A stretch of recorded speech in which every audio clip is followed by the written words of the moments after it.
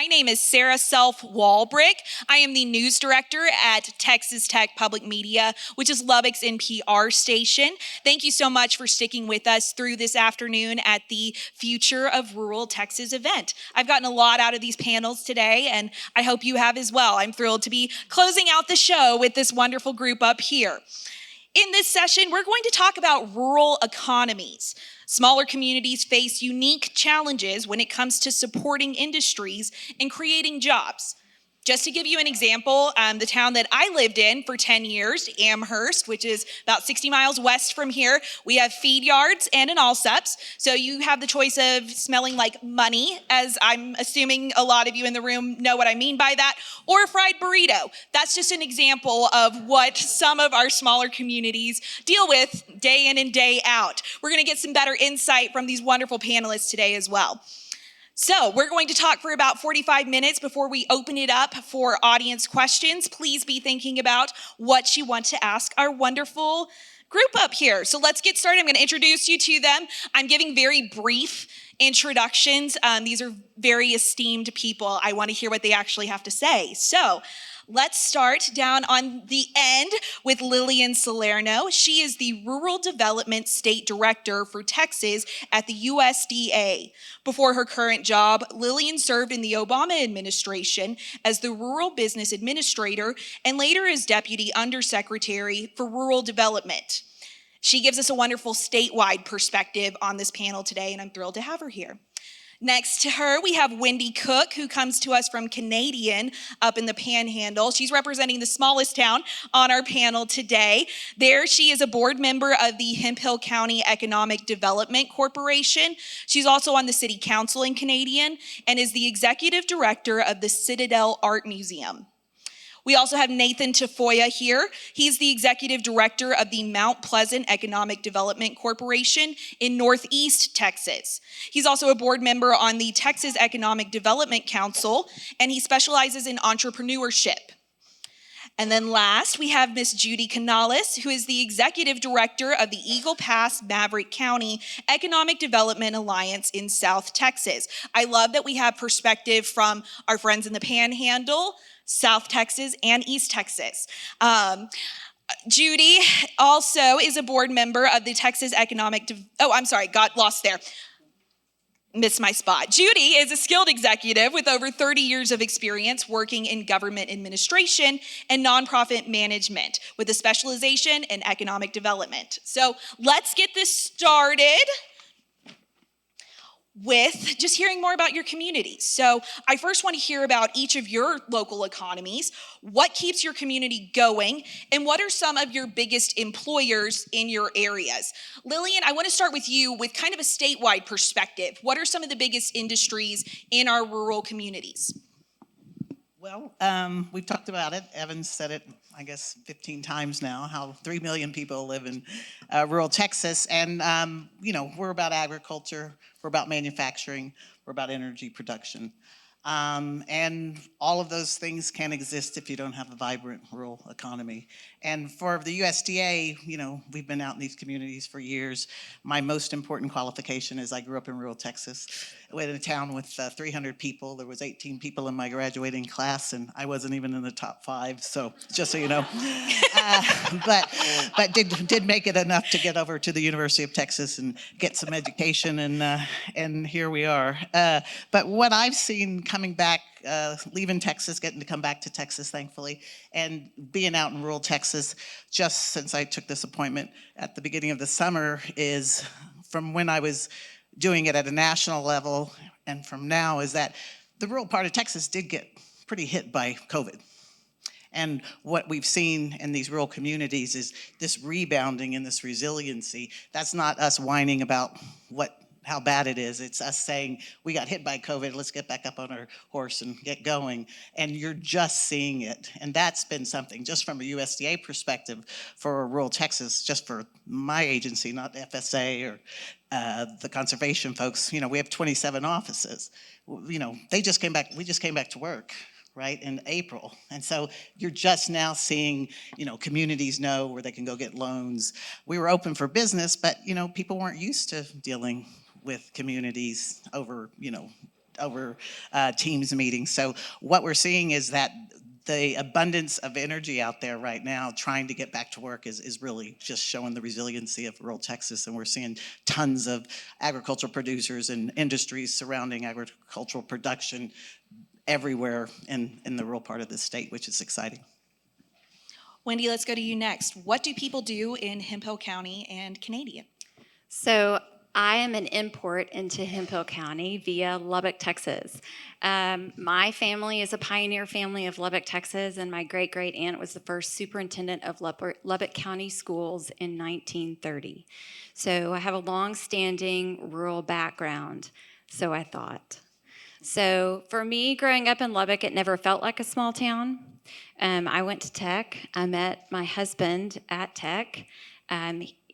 We married, and he went off to medical school at UT Southwestern in Dallas. I followed him, worked in Dallas for 7 years, and he said, "Hey, let's move back home." And I was panicked because that is a small town. Canadian is a population of 2,300. My county has a population of 3,400. It is 1,000 square miles.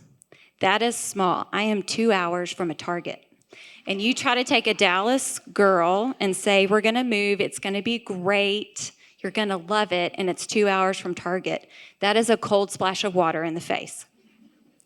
But one of the things that is so impactful in my life and why I choose to live there and why I think so many of you choose to live in rural Texas is because of the relationships that it builds and the good things that it does for your personal lives. And now with the connectivity of the internet, we get to kind of expand our possibilities of industry and being able to make a choice to live in rural Texas. I know that was my husband's. So many people thought, oh, well, you must have just failed your classes at UT Southwestern. If you wanted to go to nowhere to go be a doctor, you must be pretty bad.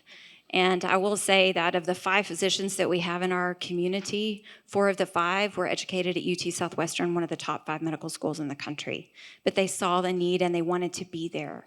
And so that to me has been a joyful experience that I did not necessarily have the same context growing up in rural Lubbock, Texas. So.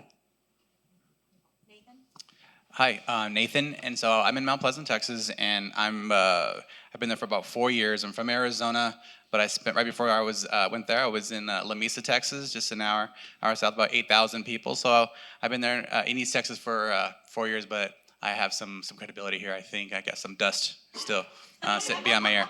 So, but our community right now it's around 15,500 people. The county, we're on I-30.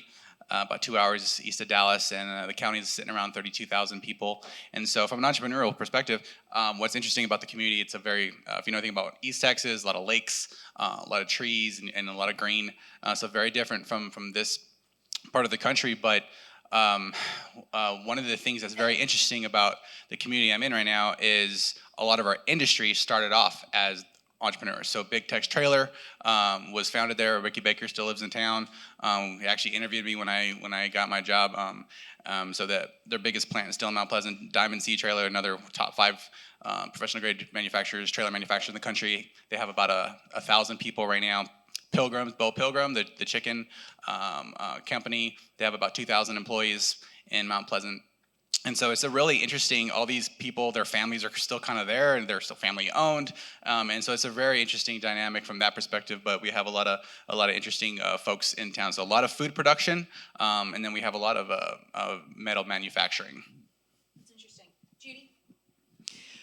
Well, first of all, I want to just state that I'm so pleased to be here on behalf of the Eagle Pass Maverick County Economic Development Alliance, and came in through the ports to plains because we are together, folks, with Eagle Pass. And 8 hours later, I'm in Lubbock. And We're happy to have you here. just a bit. Rural Texas, rural America, rural roots is really who I am, in the sense of born and raised actually in Uvalde. And my mother is from Eagle Pass, which of course are, for any of y'all who know, we're just an hour apart. My father was from Uvalde, and been serving in Eagle Pass in this role.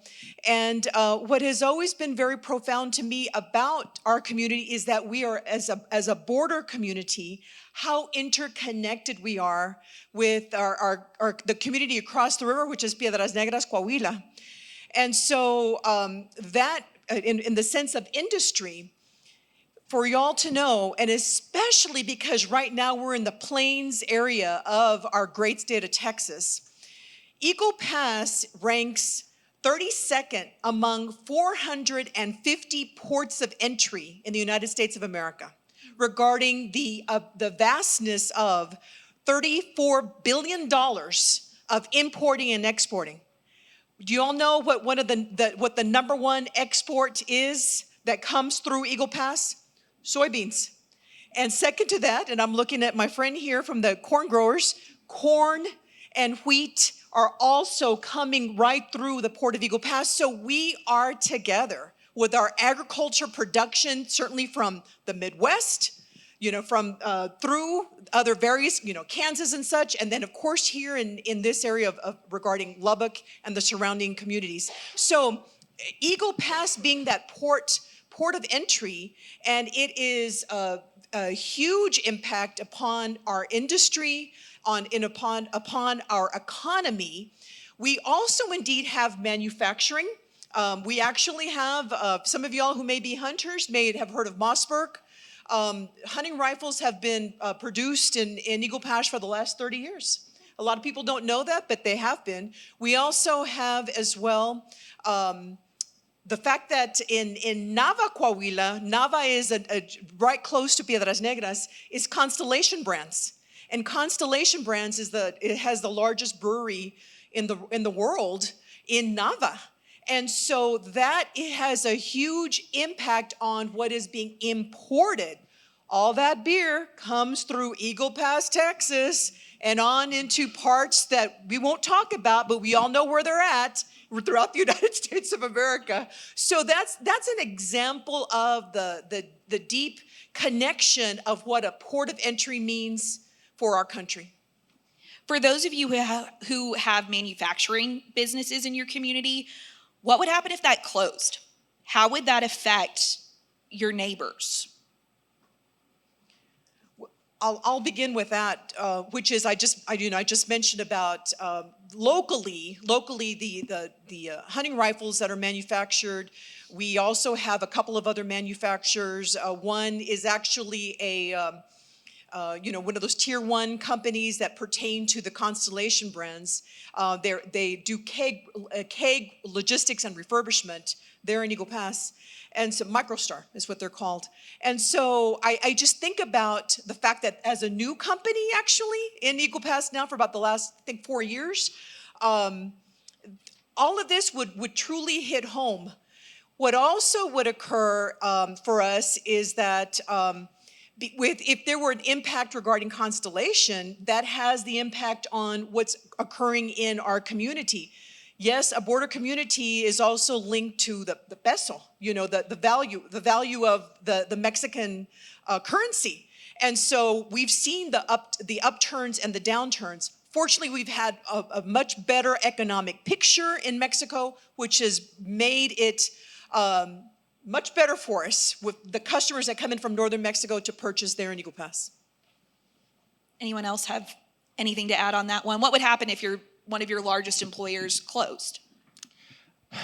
So I can talk a little bit about this. So we're a little fortunate in the sense that in the last 24 months, from about a year ago to the next 18 months or so, we have about $100 million being invested in the community. A lot of our companies are expanding. Prefert Manufacturing, they have about 1,000 employees, is headquartered. The Preferts all live in Mount Pleasant, Texas. But there's a lot of investment happening. But we did have a coal power plant shut down in 2018. And so one of the things that our community is doing, the EDC is looking to be one of the first EDCs in Texas and possibly the country to own and operate on a railroad. We're looking to buy the assets from the power plant and a bunch of acreage along I-30 and do some development, do redevelopment. So repurposing, and then obviously you always want to diversify as an economic developer, and then whatever your translatable workforce skill sets are, you recruit for those. But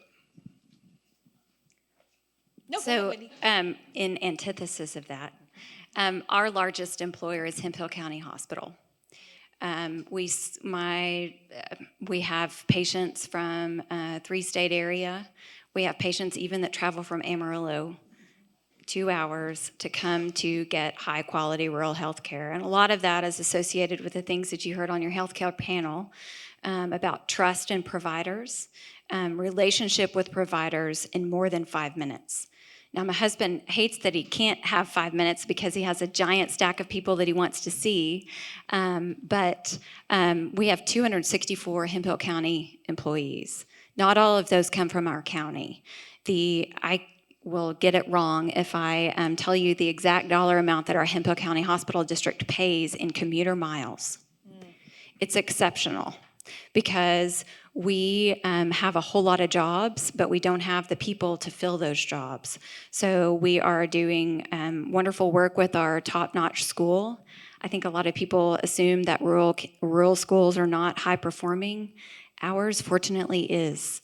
They are the second largest employer. So if you take out the two highest employers from our community, we don't have one. And so I think that really changes the lens of where our voters put their money, where they decide who they elect to leadership, and who they're willing to go recruit to help solve these major problems, to keep these wonderful things that we have going in our community that is so important to a larger region, keep those things shining as best they can. Absolutely. How are your communities trying to bring in new businesses? And are there any industries in particular that y'all are targeting that would benefit your citizens? Whoever wants to go first. I'll start just from Lillian, thank you. what we're seeing from just sort of the aggregate is lots and lots about processing and agriculture, which is great because Texas is so powerful in agriculture and meat processing.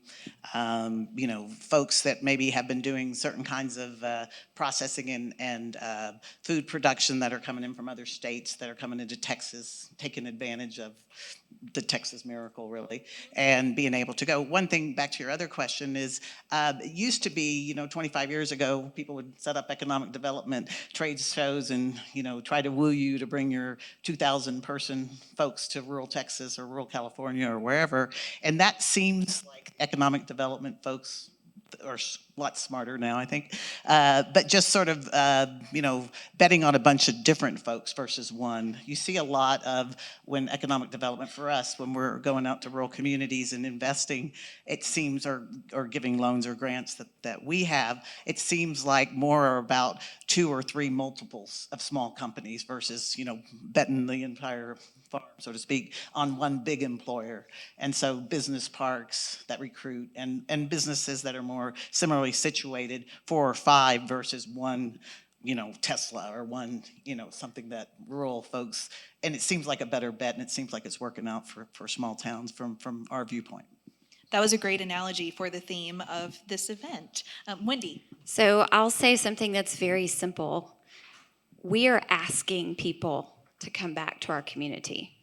And I think for the longest time, the rural mindset has been, we're going to pour so much time and energy into all of these wonderful children that are in our schools.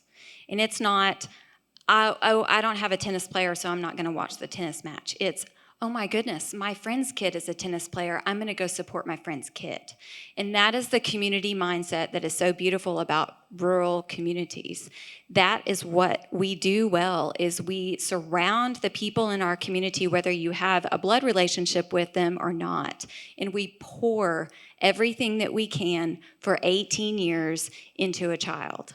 And then we say, we want you to go get a fantastic education someplace, and then never return. And that has to change. And so my community has, the things that I enjoy in my community are not by my doing. They are the things that were set in place years ago that I am taking advantage of now. So I believe in my community especially, there is a great calling to continue that legacy. We continue that legacy by saying, I'm thrilled that you went to Harvard. Let's figure out a way, once if you have a family, let's figure out a way for you to come back and re-plug in your Harvard education back into our community. It starts with a simple thing of just asking them. But you have to continue to have the mindset of creating a place that they can land and they want to come back to. Just a very simple thing is you can't really recruit people, and I say this taking off my city council hat just for a second, which is all about infrastructure. Yes, I know. No one moved to your town because your roads are perfect. And rural communities know that in order to have great roads, and it takes a lot more than that. And that's one of the things that I really try to run up all the flagpoles I can find on economic development. Wendie, you hit on a couple of things that I wanted to talk through that we've talked about in most of our panels today. Rural population is changing. Statistically, this, especially at least in our area, again, the towns that are kind of Wendie's size of Canadian, these are aging populations. The kids grow up and they graduate and they leave. What can smaller cities be doing to not just retain those workers, but also to attract new ones? We've heard that's been a consistent issue as well. We heard that on the healthcare panel, that a lot of the issue is getting people to come work here. I would love to hear from Judy or Nathan on this. Well, from our end in regards to Eagle Pass is, first of all, I did want to just talk very briefly about the support for industry and the efforts that I want to commend our City of Eagle Pass in doing, which is to support, first of all, creating an economic development department. And then my organization includes both the Maverick County, the county judge, and the city mayor, as well as private sector individuals regarding our Economic Development Alliance. But we're creating a business ecosystem, small business ecosystem that is in cooperation with our Small Business Development Center out of Sul Ross University, Rio Grande College, our Texas Workforce Commission, our Eagle Pass Chamber of Commerce. So we're all now in place working to support and to forge ahead on industry, bringing industry to Eagle Pass, but let's also concentrate on homegrown, because really, I've been glad to see it. I'm glad to see also different generations, because we've been able now, we actually have, over the last 25 years, 30 years, Sul Ross University, Rio Grande College, which has campuses in Uvalde, Del Rio, and Eagle Pass, has really grown to offer the upper class and graduate courses. And we're now working even more closely with the Texas State University system to see about an independent institution, higher ed institution in Eagle Pass. So I view that as part of our efforts to say, folks, you raise your children here in our community. It's a great place to raise your family, and then they can go to college here. I also I don't want to miss out on saying Southwest Texas Junior College, because also our community college, I'm a product of it. That's where I got my start. Has now been also focusing on trying to have more technical training as well as dual credit program. So that's been another component. So we're creating an environment of next steps and where you can actually move up to be able to advance in our community. You want to move on? No, go ahead, please. I want to say a few macro statements and then a few micro statements. One, I think it's government and economic development's job to produce three things: cost, time, and risk to a company. And as that relates to entrepreneurship, or as that relates and you pivot that into a rural setting, it becomes an issue of, as Judy was saying, creating an ecosystem. But you have to have those things as a foundation before you can create any sort of ecosystem. And the strategy of bringing people back, I want to pivot. I want to say something else real quick. I think rural communities have this amazing opportunity, like communities like Canadian, like in Lamesa, rural West Texas, have this amazing opportunity because there's been a paradigm shift in the workforce. And I know it's probably even come up at the conference. I wasn't here for the earlier parts of it, but it is critical to understand that in the Industrial Revolution, it became workers used to go where the companies were. And there was some little finagling that happened kind of in the 80s. A lot of stuff went to China, right? And economic developers and a lot of people in that field have really begun to understand throughout the late 90s and 2000s. What's happening now and what you can see is companies are now going to where people want to live and where people are. So you'll see them start locating in the urban cores, or just where there's enough from a regional perspective where you can get enough workforce together. Workforce is the number one issue driving a lot of site selection locations. And so, as it comes to that, the strategy from a rural, you're not going to, play to your strengths. I was a part of an IEDC intervention group that went to Nebraska about 2 months ago, and in this county, it was a town. The whole county was Lamesa size. It was about 8,000 people in this county. And we spent 4 days there, and they were doing this exact same strategy because, and the paradigm shift, while it was small about companies going to where people want to live. And then you start thinking about placemaking as a community. But the last paradigm shift is remote work. When you have 30 to 50% of your workforce, all of a sudden they can go wherever they want. And then you have older millennials, younger Gen Xers, they want to have kids. And guess what? Grandma and grandpa are free babysitting. They can work off their computer, which is why broadband becomes an issue in the digital divide for rural communities. But all of a sudden you have remote work.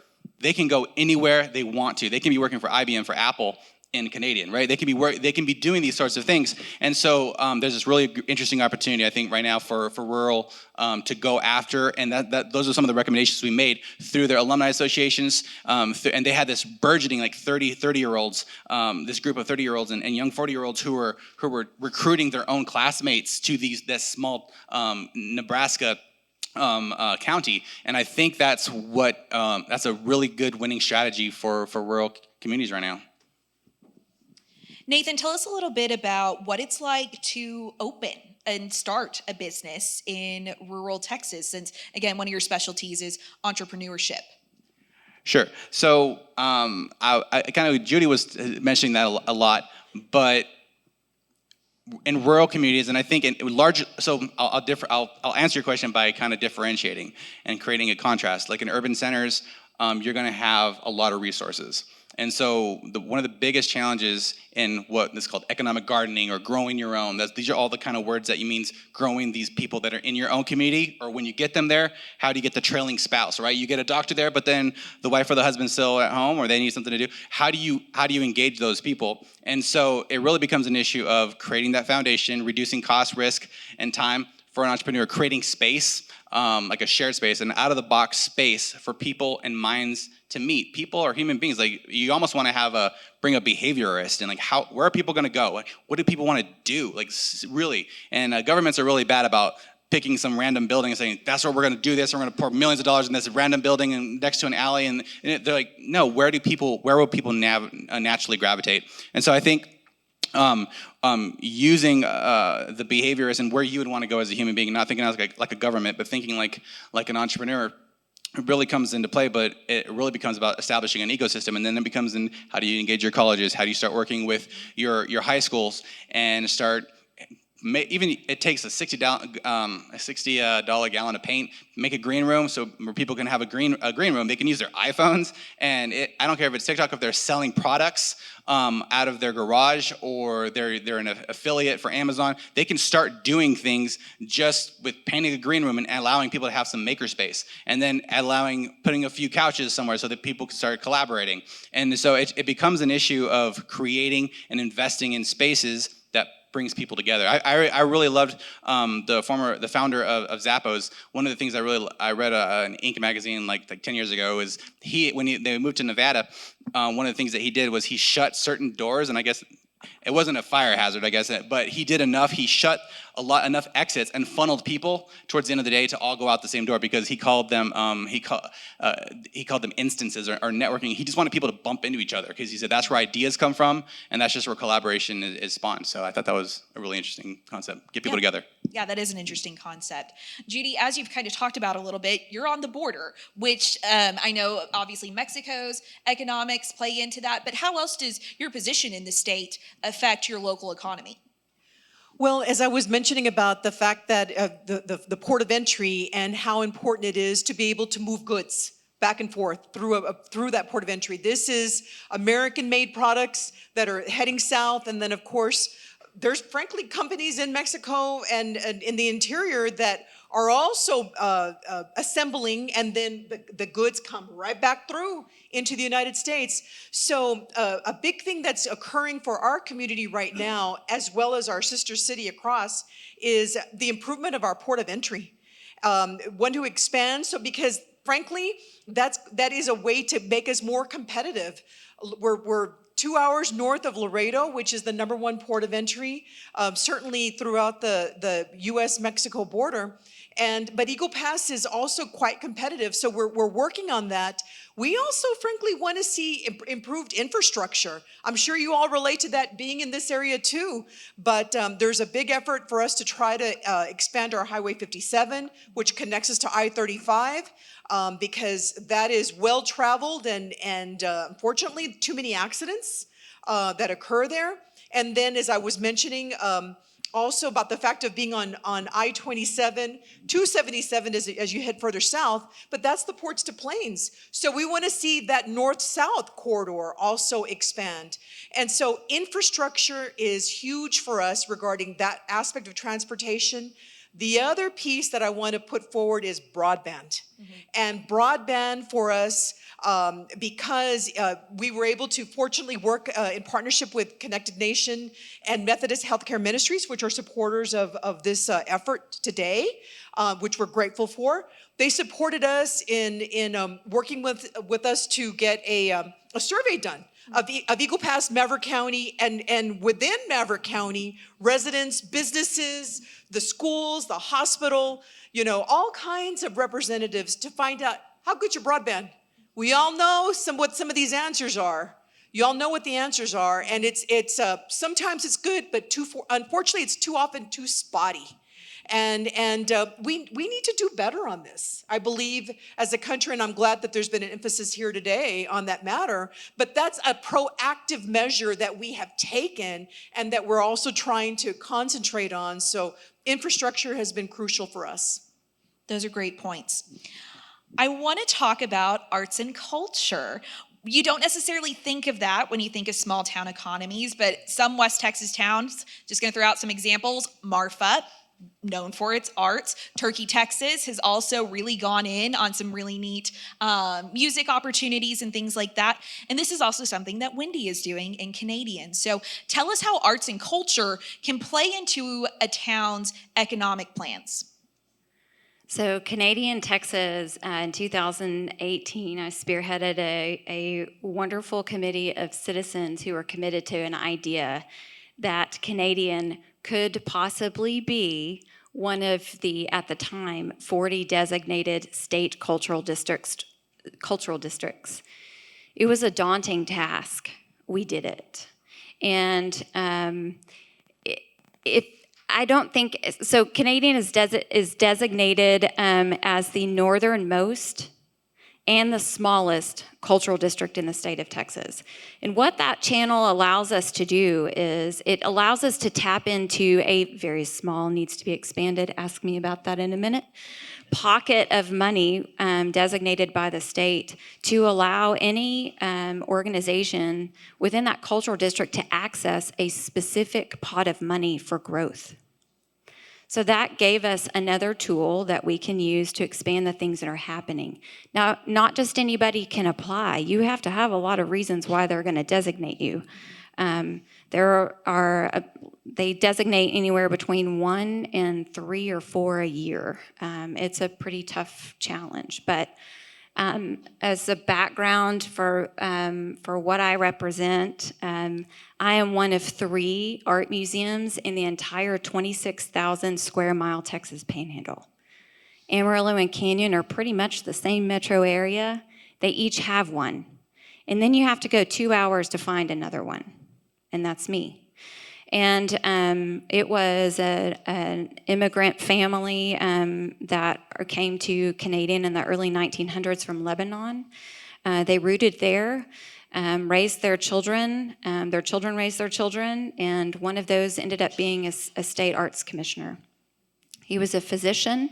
They bought the abandoned First Baptist Church that was built in 1910 in that community. They renovated it, and they raised their 3 children in it. And all 3 of those 3 children operate businesses back in Canadian, and they're very well connected. So what they did is in 2008-9, they decided to take that collection and say, we want to do something that's really going to change the cultural fabric of our community. He likes to say he was a square peg being shoved into a round hole of Texas. He was not a ranching kid, and he was not a sports kid. Where did he fit? And in rural Texas, that's a pretty hard sell, right?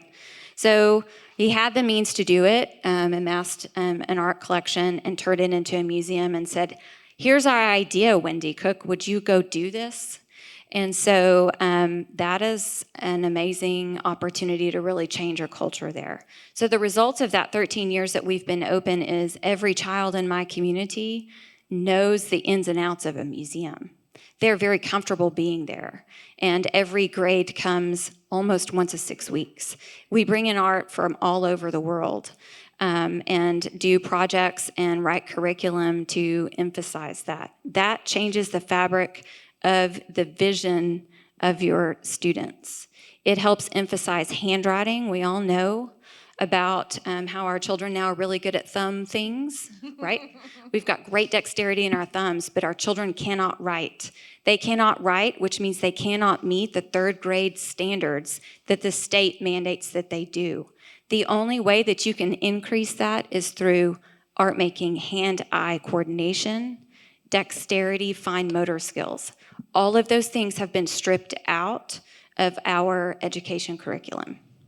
So those are the ways that arts and culture can really shift a community. And if you would have told me 13 years ago that my wonderful ranching family community would embrace 14 murals from public artists who came and did these amazing life-size art murals in 14 places with tape, and they would have thought that it was the coolest thing that they've ever seen in their life, those are major steps in the right direction of vision and growth and education.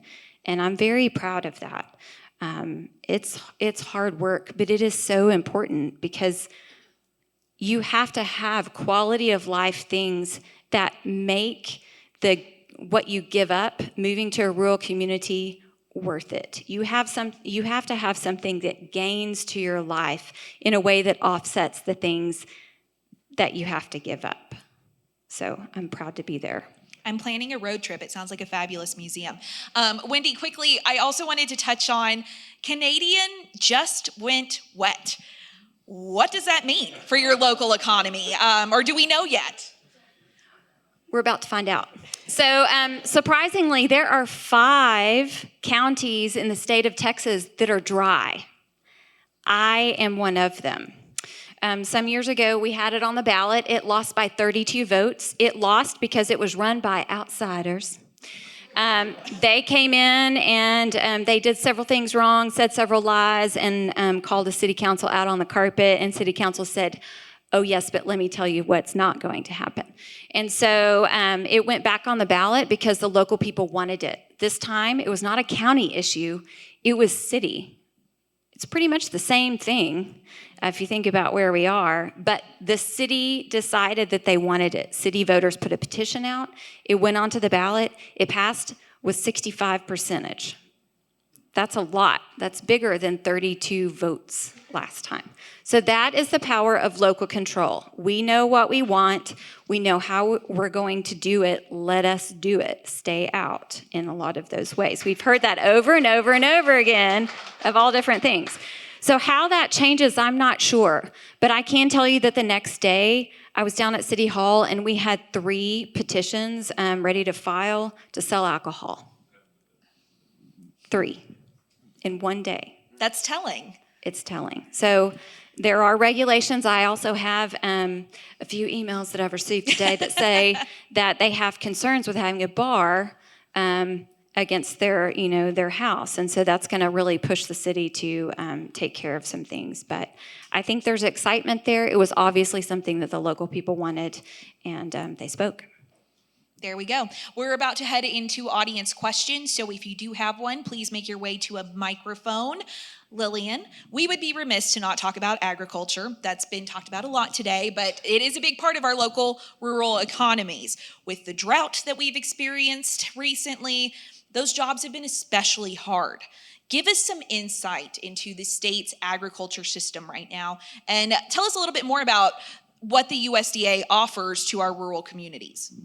Well, on the economic development side, so, but I do have a farm, and so I know what other farmers tell me when I'm out in the community, and it's about workforce. And workforce is, I mean, you hear about the drought, you hear about the workforce, and I have to say that I've been so impressed with the Texas Workforce Commission and the work that they're doing around it and how resilient they have been with the ag community.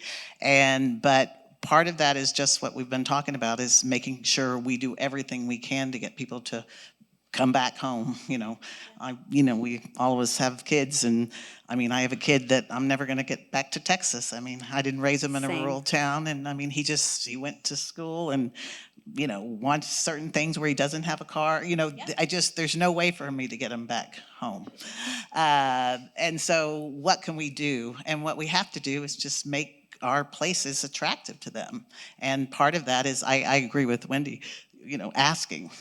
And when I've been out to, pretty much every part of Texas since I got this job, that's the number one thing that you hear is just about workforce. And it seems like there has to be a bunch of shifts. Some of it's about money, obviously. And for ag workforce, I mean, we just have to get our head around and make some hard decisions. And that's going to take a lot of political will from folks in the legislature and at the federal level also. And for USDA, I mean, we just passed this in the United States Congress in August, this Inflation Reduction Act, which is literally money is just coming into Texas. And part of our job as public servants is to make sure that we grab as much as we can for the state of Texas, those of us who are representing the state of Texas. And that's about energy, and that's about processing, and that's about ways that we can do small loans and grants to help farmers. We've got huge agricultural reach in this state. What we also that we have to do besides workforce is, I think the gentleman that was on the education panel when he talked about Maria. It was so poignant. It was just a great panel. And I think about that in the community development world. It's about Betty.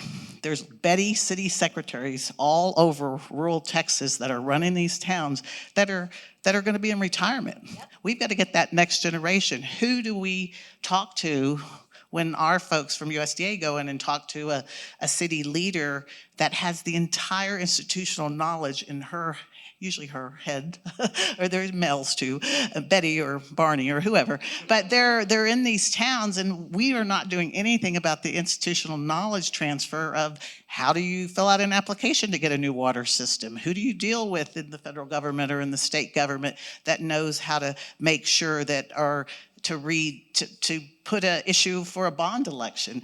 All of that knowledge is in people in the age group of 50 to 90 in these small towns. Yeah, and they're retiring, and we are not being forward thinking enough of how to transfer that knowledge to that next generation, who that's going to, and how to get people interested. So for USDA, we are in desperate need of community developers all over the state. That's good to hear. We have a question over here. Go for it. Yeah, hi, my name is Jacqueline Taylor. I work in an organization called Chicanos por la Causa. We are a migrant seasonal Head Start program, and we have centers in Eagle Pass, as well as in our communities. One of the things I'm super excited about, I've been excited for this session, this whole sign actually, is just how do we not only keep and bring folks home, but how do we maintain a decorum that brings folk to the table to engage publicly in our communities, and not be scared of each other, to talk up and have conversations like this that are really important, that make our communities sustainable. Great question. Thank you so much, and I'm very familiar with Chicanos por la Causa from the origins of Phoenix. So thanks for the effort that y'all are working on here in Texas. You know, it makes me think about our school district. I think you have to start with the youth. There in Eagle Pass, Maverick County, the Maverick County total population is 60,000, just about at 60,000. We have 14,000 students in the school district that are K through 12, and I think that what she's describing in the sense of bringing people to the table is because you start young and engaging them. And what I'm seeing that certainly through school, and my husband, who's here with me, has been in the classroom for 42 years as a teacher and a coach. And so it's you talk to the students, you work with them, and you come up with examples and ways to have them contribute. Girl Scouts, Boy Scouts, the youth program, sports, all of the different things that help build that enthusiasm, and frankly also civic responsibility. Do you all remember that from school, from how we were raised? That's what I learned, is through those examples, and to engage them through that part. What I'm seeing now as well too is just a variety of youth efforts. You know, even if they're appearing in a parade, we just had a Veterans Day parade. It was full of students because that's who's in our community, and that's who needs to be trained. Move them towards those next levels of where you're taking it, not just student council, but any of these organizations that they're a part of. I think that's part of the way we get there. I also think about the fact that our community college and our four-year college, Sul Ross University, Rio Grande College, also provides them with ways to be able to engage in the community. So it's through that starting young and training our students to show that it can be interact. I'm a member of Rotary. That's another example, where we show that there's ways for the students to engage. Community pride makes a big difference. I do want to get to all the questions that we can, so I'm going to go to my friend Ryan over here. Hi, Sarah. So I am Ryan Crow of the Florida Economic Development Corporation, very new to the job. So my question to you guys is, as someone who is kind of coming into this, but familiar with the concerns and uphill battle I have with my town, what is your one biggest piece of advice to somebody in my shoes? I would say have a conversation and have a lot of them. I find in all the hats that I wear, I'm on several state boards for arts, and you can apply this to any board that in my personal service, is have conversations, which ties very nicely back to your comment. You have to go back to the basics of how you're supposed to live your life, and that is to being kind and respectful. And that is kind and respectful in emotional situations as well. And so we recently at our EDC meeting last week had this conversation. We had 3 people that were a little bit voicing some concerns about some things that were happening. And so I said I would like to know who they are, and I want to go take them and have some coffee. Because it is really easy to, I think we can all agree that it's really easy to attack the mass, right? You've got the digital confidence screen right in front of you, right? It is a lot harder to do that on a face-to-face, I understand and I'm hearing what you're saying. And so in from my perspective and living in Canadian and seeing all the wonderful things that have happened over the years, it is having the courage to have these really hard conversations. Some people will really shift their focus if you pour into them in that way. And some people are just never going to be happy about it. And you have to be okay, and you have to move on from that. That's a really simple Pollyanna type answer, but it is missing, I believe, in the fabric of just about every board, every organization, every government entity is that fundamental thing. It's a big part of being an advocate, and most of the people in the room need that kind of reminder always, I think, All right, let's go back to this person. Hello, I'm Brandy Reed, and I'm a business field advisor with the Northwest Texas Business Resource Center. And I am in part doing a project thanks to a rural development grant in Crosby, Dickens, and Floyd counties. So each one of those counties has less than 5,000 people, and then kind of like yours, Wendie. I grew up in one like that. I live in another one like that now. I'm thankful to have this opportunity for us to get together and network. There's a lot of faces that I don't see in this room that I wish were here today that would have benefited from hearing from this and meeting these people. And I know in West Texas or Northwest Texas, Amarillo, Lubbock, I'm seeing a lot of good moves toward regionalism, and that's great. And we're used to doing things on our own. And I've heard a lot of digs at Austin and Washington, D.C. this weekend, or the end of this week. And how can we consolidate our voice maybe, or get the ears of Austin and D.C. and let them know really what it means to have these issues in rural West Texas and need their help to fix them, or some guidance or some money. How can we attain that listening ear? One thing I would quickly recommend, Casey Coker, raise your hand. She's the director for the High Ground of Texas, which is the largest regional economic development group in Texas, or is it the country? It's huge. I was part of it when I was in La Mesa, when I was going to Ports and Plains conferences and all that stuff, but talk to them. I mean, I think there's, from a lobbying standpoint, or just helping get people together, I just wanted to make sure that, there are people who are definitely concerned, and she's lives in Muleshoe, and they understand the problems and can help and best articulate, and I believe, and consolidate some of those concerns and make it a ramming. I was just going to say, we have federal partners here, USDA, Department of Commerce with on broadband, and I mean, we report back. I mean, they hear back from us about what we're seeing. I also think that it is, you have a better opportunity when you have more regionalizations. I mean, no one can get to every little town. I mean, we got 200. When I'm in Washington, D.C., or when Judy was in Washington, D.C., to be able to say we have 254 counties in Texas, when they hear that, their mind explodes. Yeah. They can't even visualize what that looks like. They can't think about the geography. They sometimes think we're not telling the truth, even though it's on they just can't believe it because they're from the Midwest where they got 20 counties, or it's just so different. And we are different, and we're Texans, and we think differently, and we're a rural part of our state is very different from rural Iowa, very different. But you do have advocates here, and we certainly, as federal partners, go back and tell your story.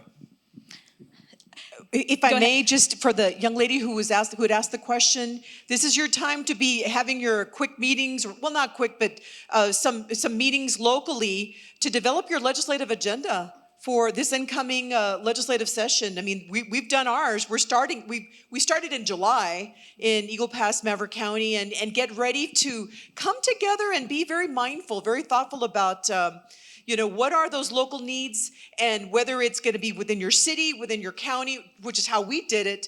But I'm also a big proponent of, we meet also in our area is called the Middle Rio Grande region, because we're in the middle of the Rio Grande. Okay. Anyways, but that's another. So multiple counties, Uvalde and Maverick and Valverde and Zavala and Dimmitt. We're all together, and so we come together and talk about very similar needs.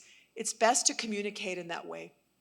Great message to end on. Benefits of being the last panel. We could go a little long, so that worked out in our favor. I want to thank everyone for being in Lubbock. I hope you had a wonderful time this week. I want to give a special shout out to all my friends and loved ones who are here. And thank you to the Texas Tribune for letting us all be a part of this wonderful conversation.